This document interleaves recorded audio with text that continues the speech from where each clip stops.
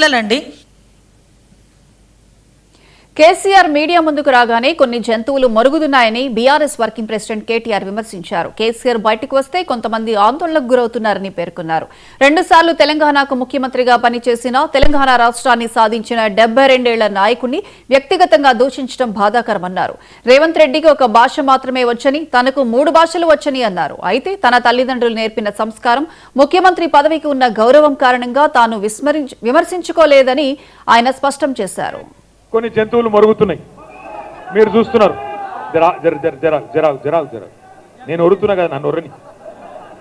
కొంతమంది కొన్ని జంతువులు మరుగుతున్నాయి. కేసీఆర్ గారు వచ్చి బయటికి వచ్చి ఒక్కసారి ప్రెస్ ముంగట కనవడంగానే కొంతమందికి ఆగమాగం అవుతుంది, అజీర్తి అవుతుంది, కడుపులో మరుగుతున్నారు. ఎట్లా మాట్లాడుతున్నారో మీరు చూస్తున్నారు. ఎంత దుర్మార్గం కాకపోతే ఒక 71-72 ఏళ్ల పెద్ద మనిషి 2 సార్లు రాష్ట్రానికి ప్రజల చేత ముఖ్యమంత్రిగా ఎన్నుకోబడ్డ నాయకుడు, తెలంగాణ తెచ్చిన నాయకుడు. అట్లాంటి నాయకుడిని పట్టుకొని నోటికొచ్చిన మాటలు. ఒకసారేమో కాలు ఇరిగింది అని ఆనందం, ఇంకోసారేమో ఆయన చచ్చిపోవాలని చెప్పి శాపనార్థాలు. ఇది మంచిదేనా? ఇది మంచి పద్ధతేనా? మాకు రావా మాటలు, మాకు రావా బూతులు? రేవంత్ రెడ్డి, నీకు నేను చెప్తున్నా, నీకు ఒకటే భాష వచ్చురా నాయన, నాకు 3 భాషలు వచ్చు. నువ్వు ఒకటే భాషలో బూతులు తిడతావు. నేను అనుకుంటే గట్టిగా అనుకుంటే 3 భాషలలో తిడతా. హిందీలో, ఇంగ్లీష్లో, తెలుగులో తిడతా. నీకు ఒకటే వచ్చు. నేను పక్కా ఉర్దూలో కూడా తిడతా. ఇక మా అక్క వాళ్ళను, మా అన్న వాళ్ళని అడిగి కొన్ని రోజుల గోర్మాటి భాష కూడా నేర్చుకుని అందులో కూడా తిడతా. మా లంబాడ సోదరుల భాష కూడా నేర్చుకొని అందులో కూడా తిడతా. కానీ ఇప్పుడు నువ్వు కూర్చున్న పదవి, దానికి గౌరవం ఇచ్చి మాట్లాడతలేదు. ఎందుకంటే మాకు నీకంటే ఎక్కువ వచ్చు భాష, నీకంటే ఎక్కువ తిట్లొచ్చు. కానీ మా అమ్మ నాయన నన్ను సంస్కారంతో పెంచారు. నిన్ను ఎట్లా పెంచారో నాకు ఎరకలేదు. అవి ఏం మాటలు, ఏం భాష? అది నేను గుంటూరులో చదువుకున్నా అంటాడు.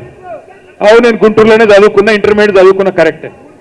నేను గుంటూరులో చదువుకుంటే తప్పైతే, ఆంధ్రాలో చదువుకుంటే తప్పైతే, మరి నువ్వు భీమవరం నుంచి అల్లుని తెచ్చుకున్నావు, ఉప్పు ఎట్లయితుంది? మరి నువ్వు అల్లుని తెచ్చుకున్నావు భీమవరంకి వెళ్ళి, ఆంధ్రాకి వెళ్ళి. నేనేమన్నా అన్నానా? మేమేమన్నా అన్నామా? ఇది వ్యక్తిగతమైన సంబంధాలు, సంస్కారానికి సంబంధించిన అంశం.